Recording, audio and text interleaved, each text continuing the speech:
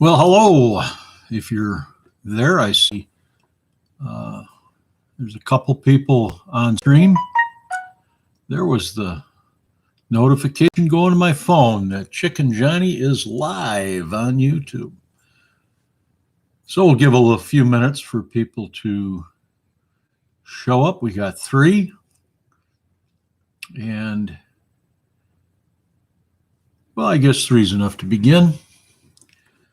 Go ahead and make sure you hit the thumbs up button, and then go ahead and say hi to one another. We're going to talk today about getting ready for spring. Homestead Aquarius, welcome. Thank you for coming up.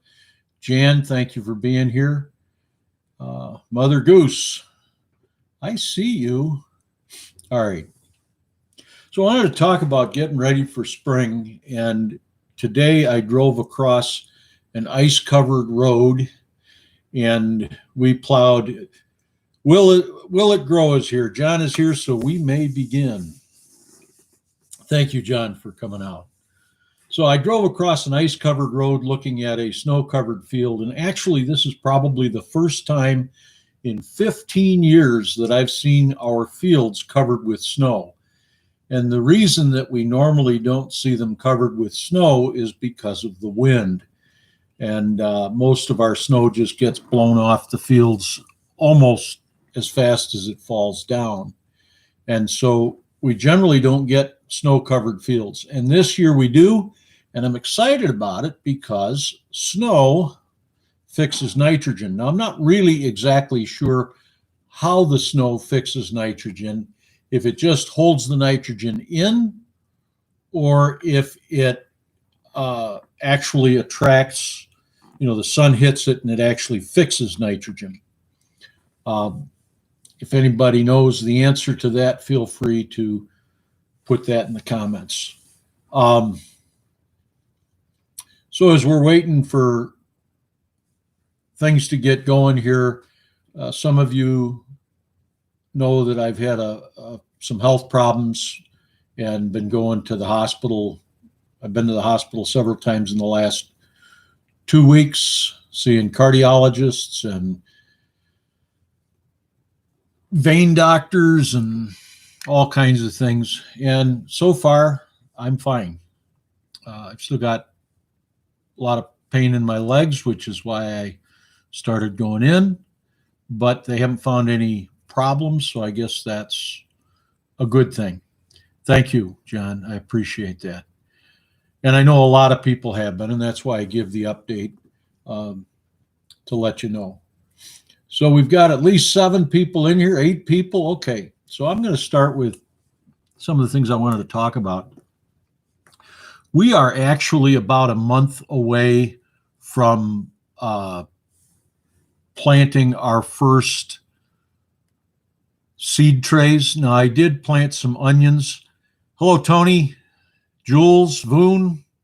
Welcome, all of you. We did plant a few seed trays. We're kind of testing onions. I've never tried planting onions straight from seeds. I was talking to somebody at the farmer's market 2 years ago. He said it was really easy, that they planted from seeds. And I spend about $90 for 30 bunches of 50 to 70 seeds. And so I get about, what would that be, 1,500 to 200 onions out of it. 1,500 to 2,000 onions out of it. So I don't think I'll plant that many trays of onions, but if I can get an extra couple of hundred onions by planting 3 or 4 trays, I'll still get the onion plants. We also plant some onion sets so that we can get bunching onions, green onions. But it's fun to experiment with that stuff and see what you can do. The challenge is really to take on the bigger job and see if you can do it from the ground up. I think I've mentioned this before. We don't really save seeds. And the reason for that is that if I were to plant the seeds in the ground and they weren't to come up I would lose my season. You guys down south, you've got a long enough season that if you plant something that doesn't come up, you can replant it. The things that we plant by seed, we try to get the seed in. Usually, a lot of things you can't plant until after the 5th of May. Our last expected frost date is the 15th of April, and we had frost on the 15th of May this year. Fitzpreacher Farm, welcome. Thank you for coming to the live. We had a frost on the 15th. I lost a bunch of my peppers because I had them out in the greenhouse, or the hoop house rather, and I put heat on and I covered them up and I thought they'd be fine. But peppers cannot take cold weather when they're seedlings. As they get bigger, they can handle a little bit better, but they really can't handle a frost or the cold weather. We had our cabbage already planted in the ground and it weathered the frost just fine. We had our beets in the ground already, and I don't think we had any cucurbits in the ground as far as I don't think the pickling cucumbers were planted yet, or any of the squashes or the pumpkins. But it just, while we're on the live, y'all's Hoppin' Hilltop Farm, welcome. And I think I'm getting everybody. One of the things that I started doing last year is I marked my rows. All of the rows that I seed, I mark with these yellow flags, and I'll write right on the flag, I'll write what I planted. You can buy these flags. It's just a few dollars for an entire, I don't know, 50 of them, something like that. I think it was less than $15 for 50 of them.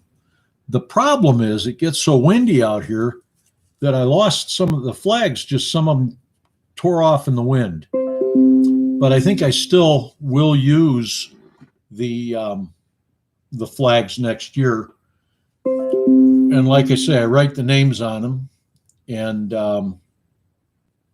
that is there for a while. I don't know if you can hear that bell going off. I don't.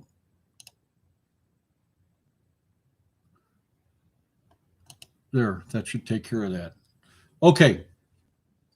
So that's one of the things I learned to do last year. Works pretty well, because if I'm coming with the tractor and this flag is sitting there, it'll just bend down as the tractor goes over. It won't hurt anything. If I run over it with the rototiller, it's gone. But you got to use your brains a little bit, be smarter than the tools. Craze Family Homestead, thank you for coming. Welcome. Darren from Down Under Farm and Forge, welcome. And thank you for coming in. I did a video this last week. I put it out on Monday.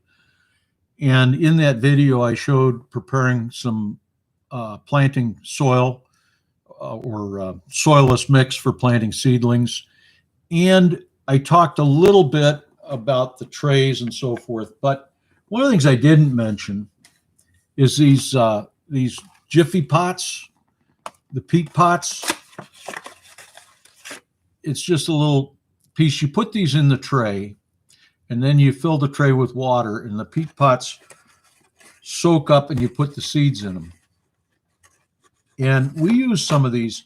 Mama Goose really likes them, and they're inexpensive. There's 36 in a box. They're not very expensive. They're really nice for certain things. I wouldn't plant peppers or tomatoes in them because they'd be kind of hard to plant up. So, but if you plant things that are going in early, like pickles and I don't know, I can't think that fast, but a few other things, it works out pretty well. So as we prepare for spring, I start thinking about all of the inputs that we're going to need to get the garden going, to keep things going. And one of the things that we have had a problem with in the past is the Japanese beetles. I don't know if you guys have had problems with Japanese beetles or not. And they don't come early in the spring. They get to us mid-July probably. And you can pick them off. You can squeeze them. You can take a coffee can and dump them in there and then put some kerosene or diesel fuel or whatever you've got in there. But these traps work really well. These are, it's called Specticide, and it's a bug bag. And what it is, there's an attractant in here, and there's a trap. The Japanese beetles go in and they can't come back out. I like these. They always fill up. We hang a few of them out.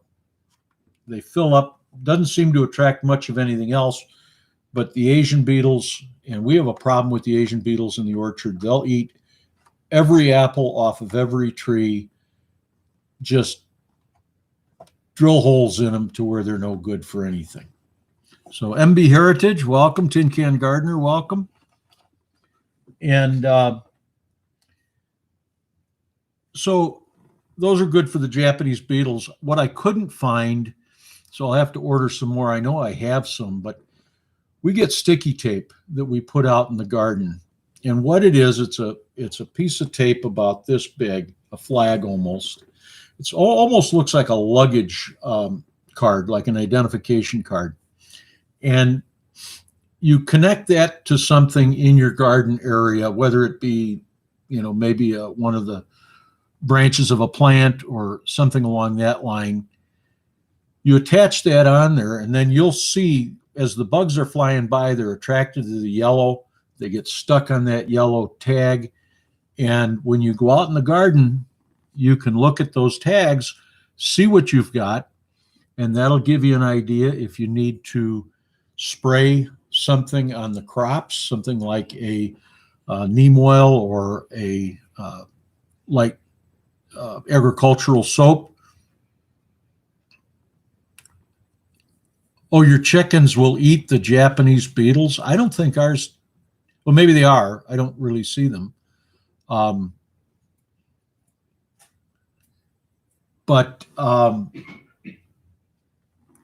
the Japanese beetles can really destroy the farm. So then one of the things I forgot to mention, we use the plastic labels for our seed trays. Use a marker. Don't use a pencil or anything like that. You've got to use a permanent marker on them, like a Sharpie. Milwaukee makes a really good marker that you can use, and they stay on there at least most of the season. And then we'll use these to mark the plants in the field a little bit. It doesn't work very well because when you're weeding, you tend to push dirt up over the plants, and so they get buried a little bit. But these are real cheap. In fact, you get a whole box of them. There's 300 of them in there. The problem with the wooden sticks is that when you write on them, if you use a marker, it bleeds out. If you use a pencil, it fades. So if anybody has a good way of writing on the tongue depressors or craft sticks, let me know, because I'd like to use these. They're bigger and they're cheaper and they're biodegradable. Hello, Joe Serrano. Thank you for stopping by the live. So hit that thumbs up button if you haven't, everyone. And if you're not a subscriber, please go ahead and hit the subscribe button. I noticed in the analytics the other day when I was looking, 80% of the people who watch my videos are not subscribed.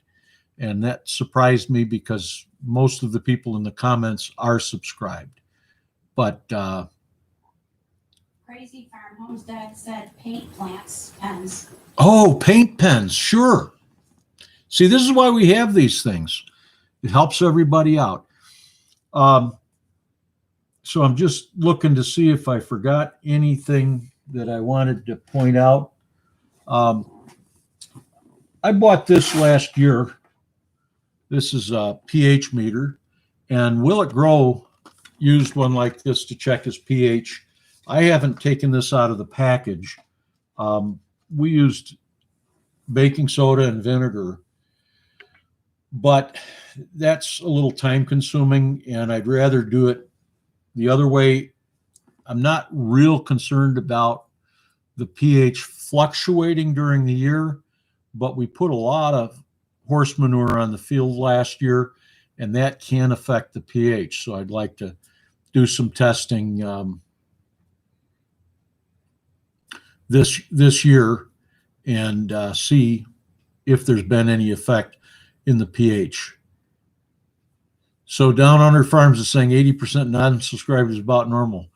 Yeah, it's funny. People talk about they've got their subscribers, but they don't have their watch hours. I don't know that I'm going to have a problem getting my watch hours. I'm getting closer and closer.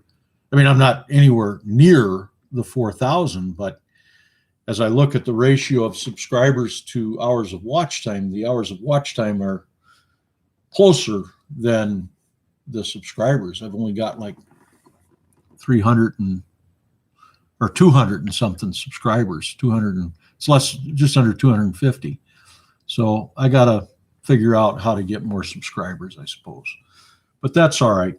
I'm not really concerned about it. I just, you look at it and you think, am I doing things right? So I wanted to give you a little peek too before we get into some other things. On the table there, that's this year's seeds. Now, these are all seeds that we've had last year, and they're seeds from maybe even some of those are probably 6 or 7 years old. And some of them are seeds that people have given me. But that's what we've got. We're still going to buy more seeds. If you look through here, you're not going to find, there's some tomato seeds there, but they're for cherry tomatoes. And piss me off when you're on your way. Well, I tried. No. Yeah, you did get me close to 100 subscribers in about a week. That was pretty good. So John, you're banned from Shed Wars. Mostly what we've got there, though, I buy, and I'll show you.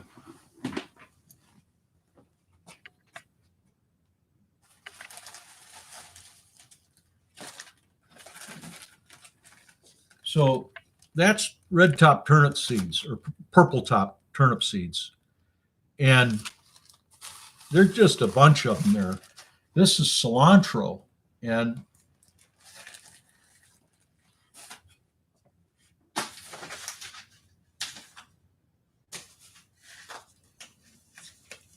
this is buckwheat and Georgia collards. So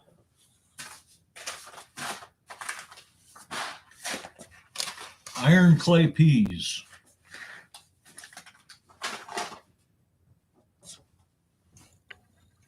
So you might ask, why so many? Well, dreams of microgreens is the answer to some of that. But the other reason why we have large quantities of that stuff is you can get it really cheap when you buy it in large quantities. And if you store seeds correctly, they will last a long time.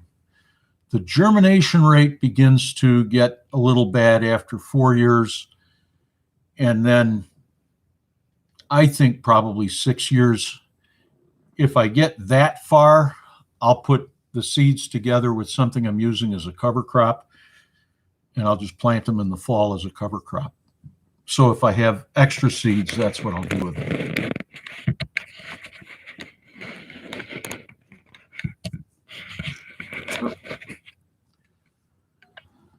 Well, you got to get the kids up on that screen there. There you go. Peanuts and Peppers, welcome. I've been on several of your lives. It's great to have you on mine.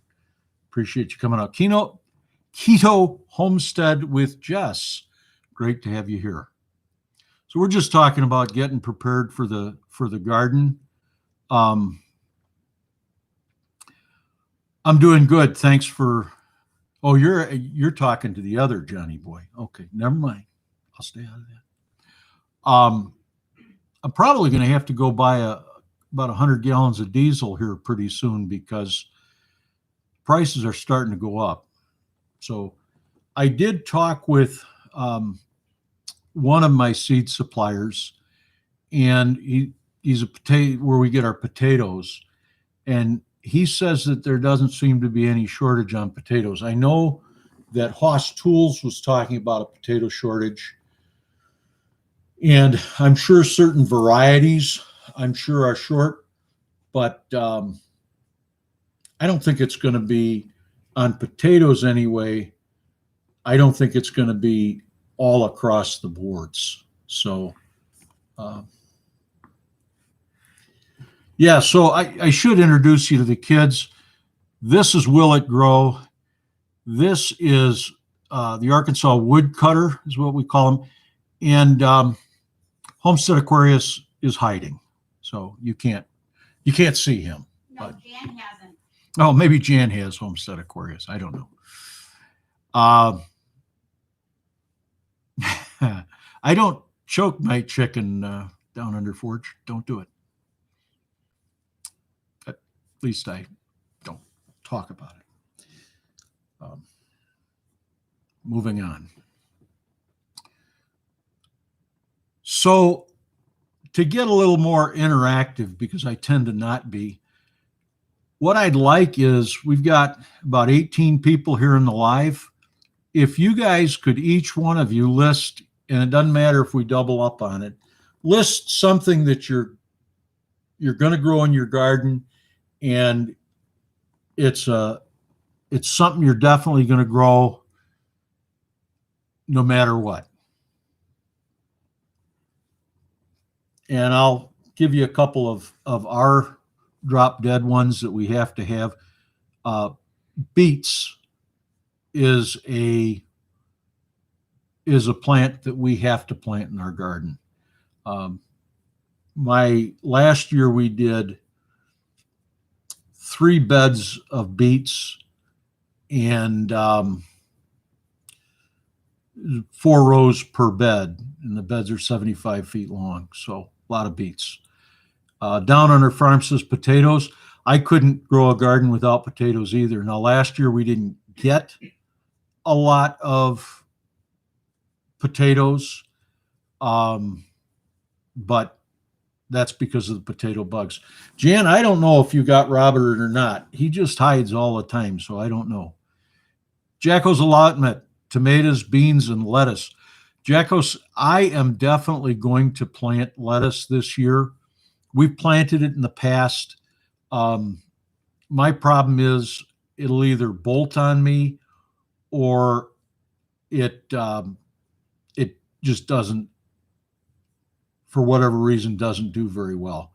But I think personally potatoes are one of my favorite things to grow. First time I grew them in a barrel. I don't think I'll ever do that again. You get maybe a lot of potatoes, but they're very small. That was probably close to 30 years ago or more. Yeah, about. But, and anyone else, what are you growing in your garden that that you wouldn't have a garden without that in it? And then what are you growing that you really don't like growing and you're growing it because you feel like you have to? For me, that's tomatoes. I'll eat a few tomatoes, but I don't like growing them at all. Walsh Farm says tomatoes, cucumbers, and corn. Now, I don't grow any sweet corn, and the reason I don't grow sweet corn, it takes quite a bit of space to grow enough for market, and I've got so many people in my area growing sweet corn. In fact, Mirai corn, which is it has the highest Brix rating of any corn on the market. It's grown right here in Harvard, so I don't try to compete with that. Jacko said chard, and Jan says basil, tomatoes, cucumbers, potatoes, lettuce, spinach, kohlrabi, and radishes. We always grow all of those, except last year we didn't grow spinach, but basil, if you grow that right in with your tomatoes, it'll keep some of the insects away. That's part of Three Sisters. Basil is one of those. Jacko says chard, and we grew Swiss chard as a novelty. It became a pretty good seller for us, so I enjoy that. Joe Serrano asks, do you have a greenhouse? If so, I could send you a prickly pear seed. I have a hoop house. I don't have a greenhouse. And we lost our hoop house a couple of years ago to a 3-day period of 60-mile-an-hour wind. And so we're setting the hoop house up again. And part of it's going to be heated, so part of it will be technically a greenhouse. In fact, I'm thinking about heating my garden beds in the hoop house. Living a rogue life, welcome. Her Healthy Homestead, welcome. Glad you could make it out. I enjoy watching all of your sites. So if any of you haven't joined each other's sites, take a few seconds and just make sure that you subscribe so that we support one another as we go forward. So that's a big part of these lives, is getting to know one another and so on. So Jules is saying he's going to be watching John. So I don't know what that's about, but maybe some of you all do. Jacko's allotment says he'll grow okra. Will it grow okra? All right. I tried that last year. I'm going to succeed this year. Jan's getting a greenhouse. Good deal. You know, where you're at, Jan, a greenhouse makes a lot of sense because it's still too cold to not have one. But if you've got one, it's going to really help you get quick started on things and get them out. Micro Farmer, how are you? Thank you for coming out. Hickory Croft Farms, thank you for coming out. So, one of the things I wanted to pass by some of you and see what you think. Snake gourd. Is that the one that they did on Haas Tools not too long ago, and they said you have to hang them from a trellis or they won't grow straight? No, that was dipper. That was dipper gourds. We've done birdhouse gourds, but they didn't really do all that great.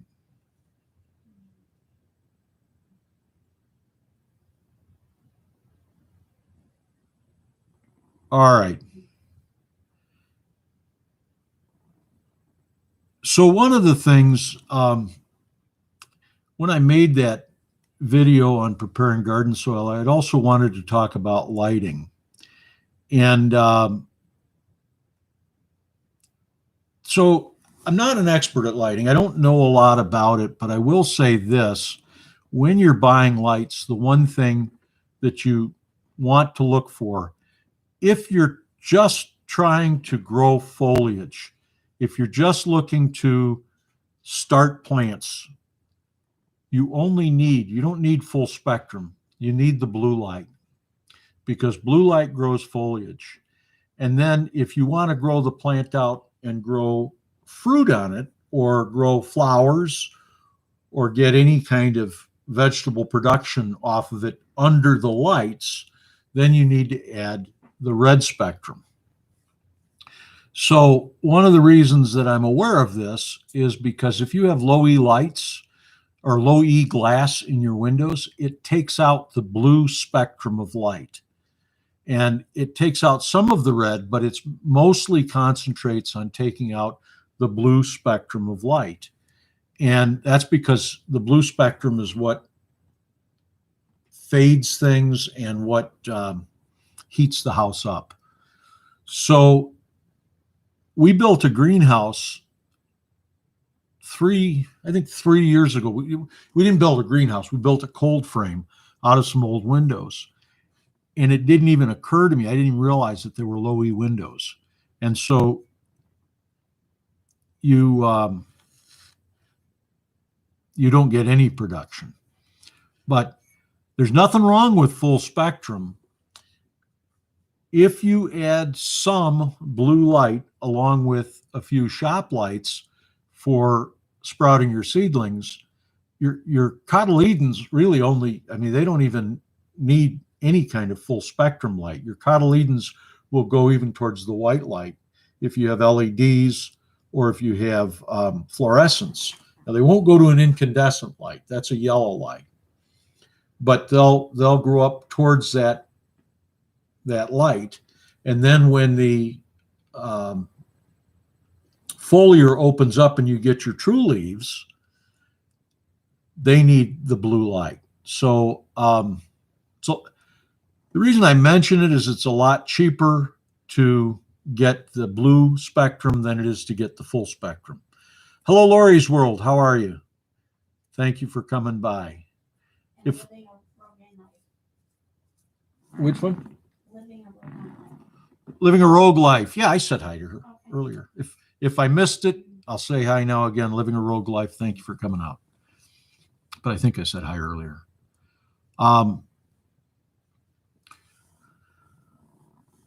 And someone mentioned in the comments section on the last video, they mentioned putting fertilizer into my seedling mix. And I'm going to explain why I don't do that. So when a seed first sprouts, it sends down the radicle and it sends out the cotyledons. Once the cotyledons break the surface, that means that the radicle is all the way down. And the radicle acts more like an anchor to the plant, and it will grow out and eventually it becomes the root structure, or really the root structure grows out of it. Well, I'll give you a third hello. Hello, Living Rogue. And then your roots grow out of that, and then the root fibers or the root hairs grow off of them, and that's where your nutrients are picked up. So your plant can't benefit by any of the fertilizer you put into the soil, into your seedling mix, until the radicle has developed a root structure and put out root hairs. Well, from the time the cotyledons come out on a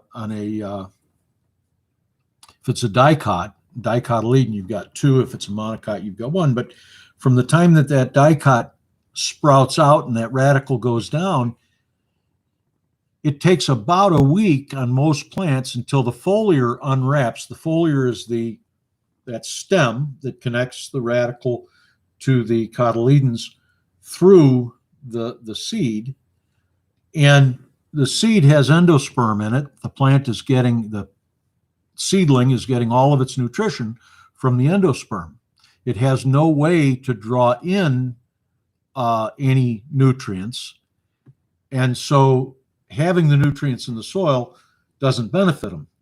And because you're watering, you're going to wash any kind of water-soluble nutrient that you put in is going to wash through. And then once that set of true leaves comes out, that means that the radicals develop roots, and then it'll take nitrogen, but it's still not going to metabolize or take up much in terms of minerals or phosphorus or potassium. It may take some up, and there's going to be a little bit of phosphorus and potassium in with the fertilizer that you put in. So what I've done in the past is I plant without any fertilizer in my seeding mix. And then when the true leaves come out, and you've still got a little bit of time, you can, Will It Grow gives a great analogy. Giving fertilizer to new seedlings is the same as giving a baby a cheeseburger. It's too much. Yeah, they have no way of bringing it in at all. So once you start fertilizing, it's really a good idea to use, I like that fish emulsion. And I don't know what brand I use. I actually get it at Walmart. I use very little of it. It smells awful, and I don't recommend fertilizing very often. And the reason is I want my seedlings to grow over a long period of time. I don't want to rush their growth because I'd like to get them in the ground as small as possible, not root bound, but with a good root ball on them. I'd actually rather have them really root bound than to have them,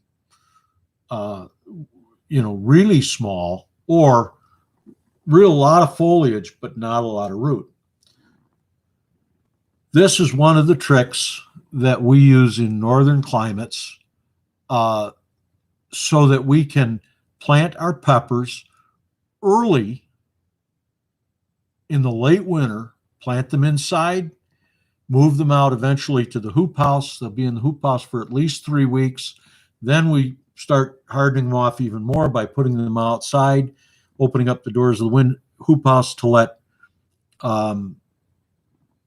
air blow through so that they start to harden off and those stems begin to strengthen up. Jules, you just hit a really sore spot for me. You don't use the Bonnie word around me. Bonnie plants, and it's the only thing you can buy now in the stores, I think. Bonnie plants, they contract with many, many small greenhouse operations. They provide the seed, they provide the soil, they provide the containers, and all you do is you plant the seeds and you grow out the seedlings to a certain point. But they push nitrogen, push. They don't care about root growth. He's anti. That's what I'm agreeing with him. Okay.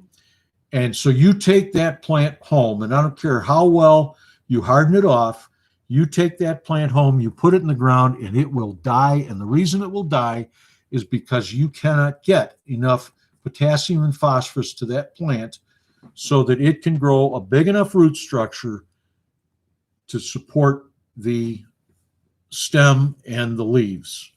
Often you'll see Bonnie plants in the store. They got a tomato hanging off of them. And I'll hear people say, oh, this one's got a tomato on it. Let's buy it. And I'm going to confess that when I started out with the garden and I would look at stuff like that, I remember buying, I bought a green pepper plant, I think, that had peppers on it. Last year, we got our peppers in the ground so late because of the weather that I was really frightened because a lot of our hot Hungarians already had peppers on them. Some of our sweets had peppers on them. I had bell peppers that had peppers on them. And normally they tell you to pick those off and plant them.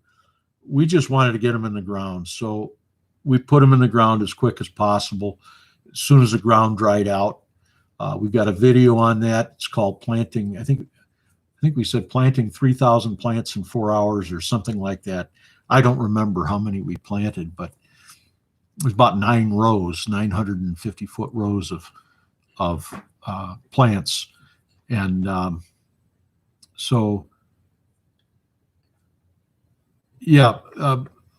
living the rogue life was mentioning too much nitrogen greens can make you sick. That's particularly important when you're talking about lettuces.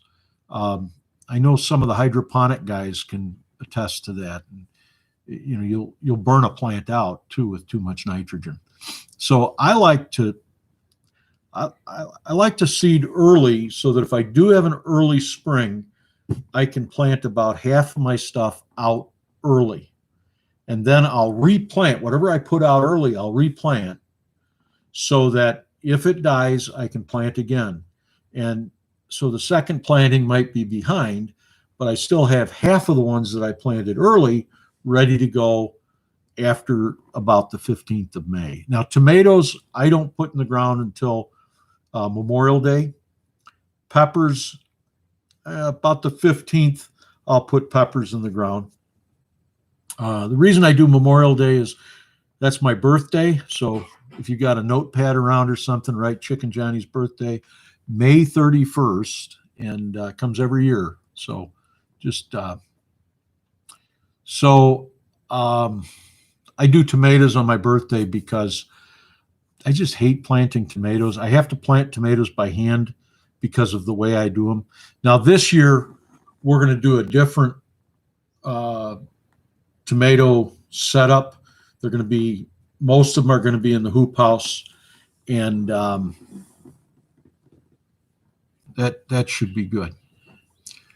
So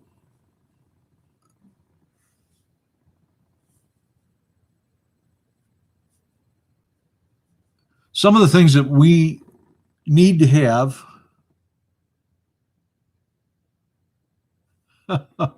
Sorry, Jules. I took no pleasure in that. None whatsoever. I'm sorry to hear that you went through that, in fact. So maybe I'll send you a condolence card on my birthday. How about that?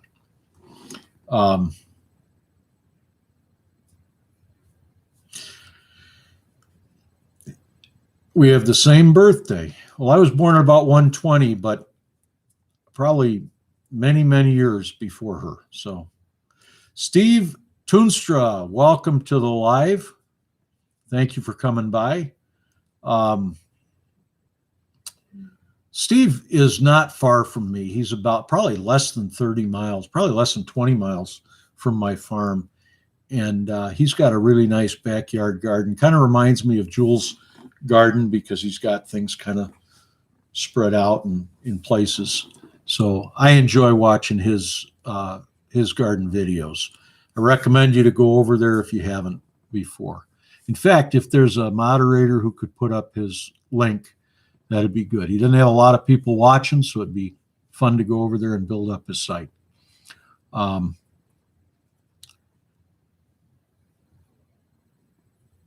where was I going before I said that? Oh, I was just kind of thinking, I'm going to plant a little bit early this year, and I'm going to probably plant my peppers towards the end of February, maybe middle of February, get my tomatoes planted right about the same time. I'm also going to plant okra in the greenhouse or in the basement and then move it out to the greenhouse. But the things that I plant directly in the ground, now I usually do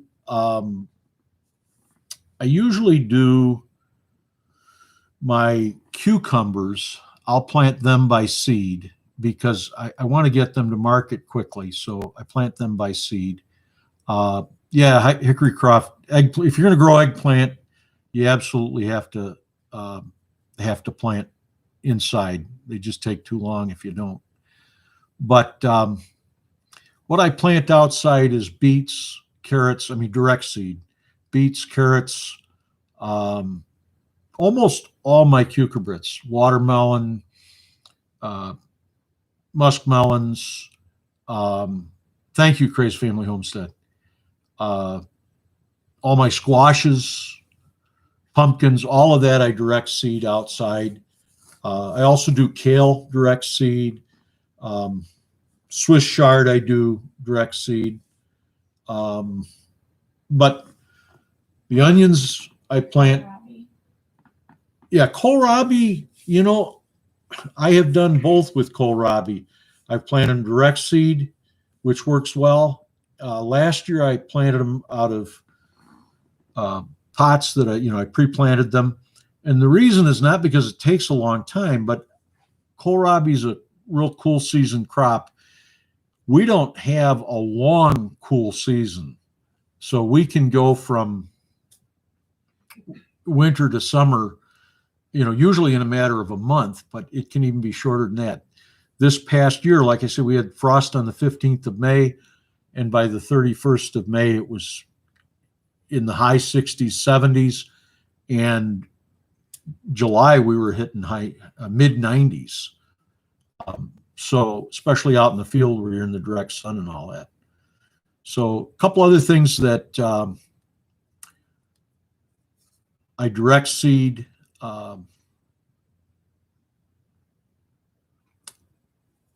Kind of lose my, cabbage and broccoli. I will both plant them in flats ahead of time so I can get a jump on the market, but then I also will direct seed them. How many onions do I plant? Last year I planted 1,500 onions and another 500 shallots. This year I'm looking at around 2,000 onions, and probably I'm going to probably do 1,000 shallots this year. That's a 20-pound bag of shallots. They're expensive. I plant what we call it an Australian shallot. It's a banana shallot, and they get about that. They'll get about 8 inches long and maybe 1.25 inches around, maybe a little bit larger than that even. And the shallots, not only are they a great seller, but we will still have shallots this spring. They keep that well. You don't have to do anything with them. And a little bit of an update. I know some of you watched me plant, or not plant, but watched me put the beets down in the containers with the wet wood chips. So I've been eating beets on occasion out of those boxes, and they were fine. But I had one that the cover wasn't set on just exactly right, and it kind of got dry on the top. So some of the top beets were a little squishy. They weren't bad. Pulled them out of there. The beets below were just fine. So that appears to be a great way to store them. I knew that I could store them in sand, but I had read that I could store them in wood chips, and so we went with that. And it worked out pretty well. So, Steve, I'm going to grow lettuce probably. I've tried in the past, and in the past what I did is I planted it in trays, and then I put it out in the field. And the reason is to try to give them a little bit of a head start against the weeds. Everything bolted on me. So I've studied a little bit more about growing lettuce, and I think I'm just going to keep it in the hoop house. I'm going to plant the lettuce down at the base of my tomato plants. And by the time the tomato plants are really getting large, the lettuce will be done. I don't think I'll be able to grow lettuce deep into the season. Although, Steve, I'll watch you and see how you do your lettuce. I just have never really been successful with the lettuce. And what we've planted the mixed greens, the mixed salad, pre-mix, whatever you call that, that's got the endive in it, and it's got bib lettuce, and it's a cut and come again product.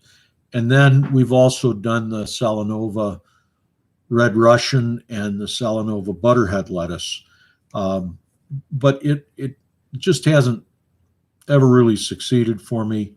So I'm going to work more to see if I can get that. I think it would be a good seller at the market, and I just haven't been able to do it. We did grow Chinese cabbage, and people were buying it and using it as a salad. And I got many more requests for it. This past year, I tried to grow Chinese cabbage, and it not only bolted, it just got really squirrely and made a mess. So I had to pull it out of the field. And then I tried direct seeding, and that didn't do that much. So Jules, the plan on the okra, I actually have some here.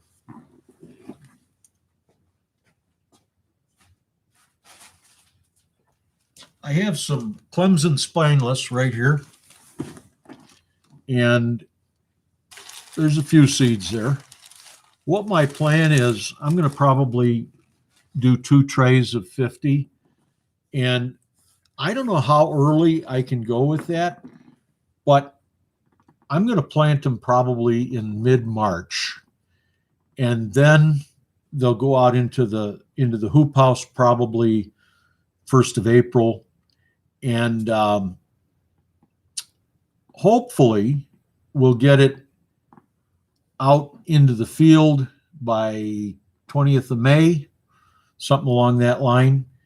And hopefully we can get some Clemson spineless. I think I've butchered that, but we'll see what we can do. Spring salad. Thank you, Simply Jan. That is what you call it, spring salad. The problem with selling the spring salad at market is you cut it, which takes a lot of time, and you bag it. And we were just using baggies. And okay, Jules, I will do that.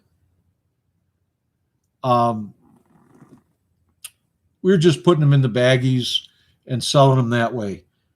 People had to wash their own, and they didn't want to buy them because if you don't have a salad spinner, it's hard to get the water off of them, and then your salad is wet. And I guess they don't like that. So I don't really want to invest in the equipment to wash lettuce. I've watched a lot of Curtis Stone's videos on washing lettuce, and I don't really care for the amount of work that would be for what I think I can get out of it. So Chris Dixon, welcome. Thank you for coming by. Hey, don't forget to hit that thumbs up button. And if you're not a subscriber here, hit subscribe. Clemson spineless is amazing. Okay. Have any of you, so Haas Tools kind of, he didn't badmouth Clemson, but he was talking about how much better some of the varieties are. What do people think on that? Is there a benefit to growing a different variety, or is the Clemson spineless the best? I just ate some pickled okra the other day. I've got a little bit of it left in the refrigerator. I'll probably have some of that tonight. I think it's better than pickles, and I love pickles. But I have some hidden in the cabinet. Some okra? Yes. Mama Goose says she's got some okra hidden in the cabinets, which means I'll be up all night looking for okra. So Crazy Family Homestead says, I really like the purple. So maybe I'll try some of that. I'm concerned about the okra because, Travis was pushing the jambalaya the other day. It's so tall.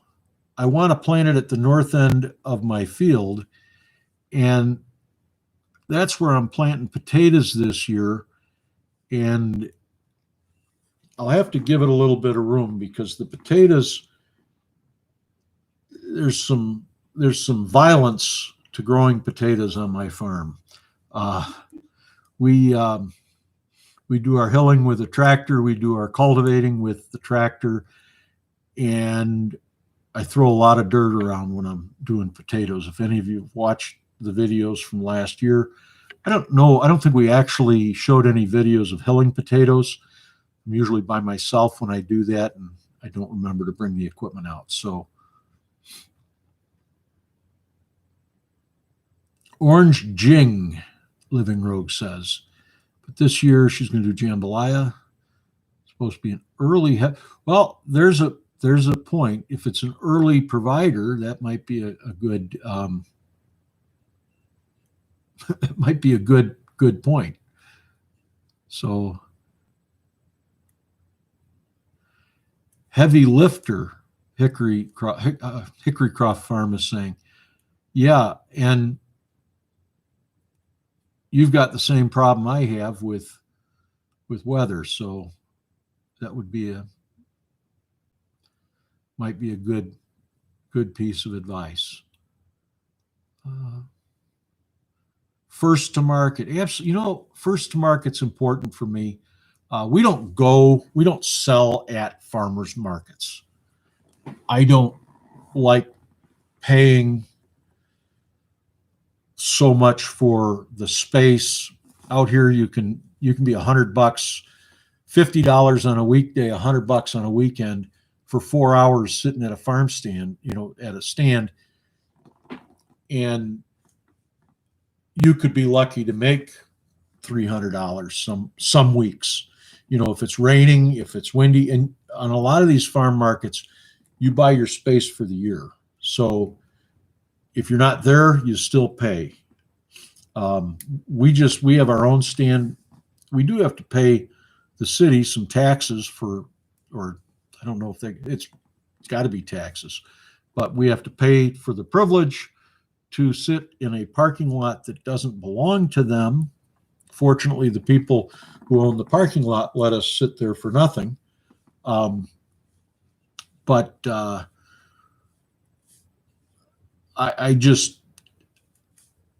would rather be on my own there than pay somebody $100. So, Jason, I didn't think I'd enjoy sitting at the market, but that's one of my favorite things. You meet people, you get to talk. One of the reasons we're doing this, it's certainly not to make money. We don't make money at it.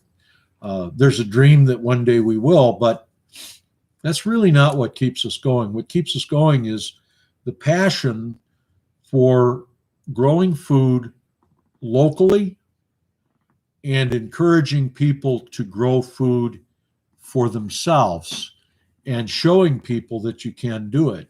Once I get things a little more straightened out, and maybe when I go get retired, I wouldn't mind doing some seminars and having people come out to the farm, showing them the things that we do, teaching them how to do it, and helping people grow their own gardens. That's really what I enjoy about the format of Shed Wars, is that it's all about sharing what you know and learning from other people. I have learned a lot from a bunch of people. Jason has some really good information on his site, and John from Will It Grow, Arkansas Woodcutters, doing an excellent series on the basics of gardening. I don't know, maybe I sometimes tend to dive too deep on some of this. The last video I did was probably my best viewed video. The watch hours on that thing are incredible. The number of viewers is pretty good. But, well, Homestead, you're welcome. Yeah. ABC Kitchen, and welcome. Thank you for coming in. I think I'm going to bring this to an end here. I hate to do it with so many people here. Hit that thumbs up if you haven't. But I'm going to shut it down. I'm going to have some dinner and rest my leg. So for those of you who weren't here in the beginning, I've shared that I've had some medical issues, and I want to just share a little bit on that before I say goodbye again. I shared it in the beginning, so you don't have to stay for this, but I've been in and out of the doctor's office now for the last 4 weeks. I've got some circulation problems, and I've been dealing with that. It looks like we're kind of coming down to the end of it, and everything seems to be clear. I don't have any heart problems, which was excellent. So thank you for your prayers. all of you who are watching, many of you are saying goodbye. I appreciate you coming out. I've had a blast. I hope you have also. And as the Cajun hydroponics says, go grow something. So, Emitzer Shem, I'll see you again. I'm Chicken Johnny. Eat your vegetables.